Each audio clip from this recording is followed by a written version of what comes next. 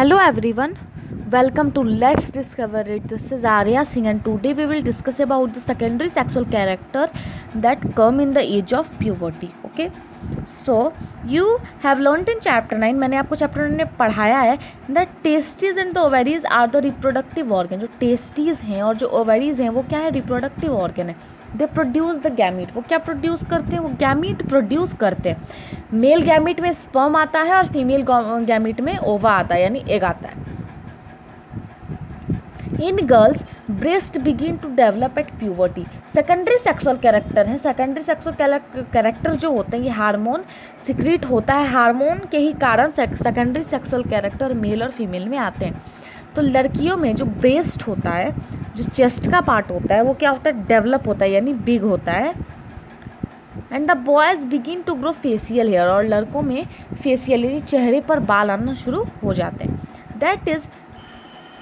This is moustache and beard, जो आप दाढ़ी मूछ के फॉर्म में देखते हो. As these feature help to distinguish the male from the female, they are called secondary sexual character.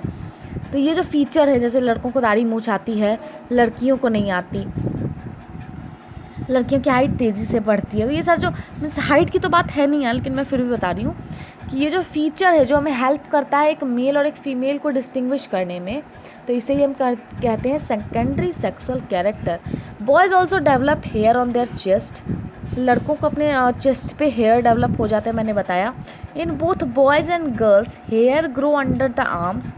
Arms के नीचे हेयर आ जाते हैं दोनों, यानी लड़के लड़कियां दोनों में. और प्यूविक रीजन में भी, रीजन एबव द थाई जांघ से जो ऊपर का रीजन है, प्यूविक रीजन जिसे हम कहते हैं, वहाँ भी हेयर कम हो जाते हैं दोनों में, यानी एक तरह से मेल में भी और फीमेल में भी. बोथ बूझो एंड पहली wish to know what initiate changes puberty. ठीक है, बूझो और पहली जानना चाह रहे हैं कि ये कौन है जो इनिशिएट यानी शुरू करता है प्यूबर्टी में इन सारे चेंजेस को. तो वो है हमारे हार्मोन्स. देखिए, तो वो चेंजेस जो एक्चुअली प्यूबर्टी पे आते हैं वो कंट्रोल होते हैं हार्मोन्स के द्वारा. Hormones are chemical substance. Hormones क्या हैं? Hormones are chemical substance. Hormones एक केमिकल्स हैं जो सिक्रीट करते हैं एंडोक्राइन ग्लैंड. ठीक है, देखिए, male hormone testosterone. Male hormone को हम क्या कहते हैं? टेस्ट्रोजन कहते हैं. Begin to be released by the testes at the onset of puberty. ठीक है, ये जो हार्मोन है ये रिलीज करता है टेस्टिस एट द, जब ये प्यूबर्टी का एज आता है, at that time. This cause changes in boys and about which you have just learn. For example the growth of facial hairs.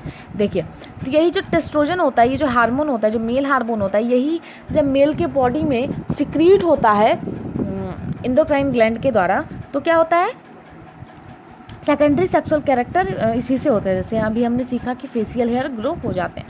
Once puberty is reached in girls, जब एक बार puberty reach हो जाती है लड़कियों में, तो उन्हें फीमेल हार्मोन एस्ट्रोजन नाम है, टेस्ट्रोजन एंड एस्ट्रोजन हार्मोन रिलीज होता है, जो उनमें ब्रेस्ट को डेवलप कराता है.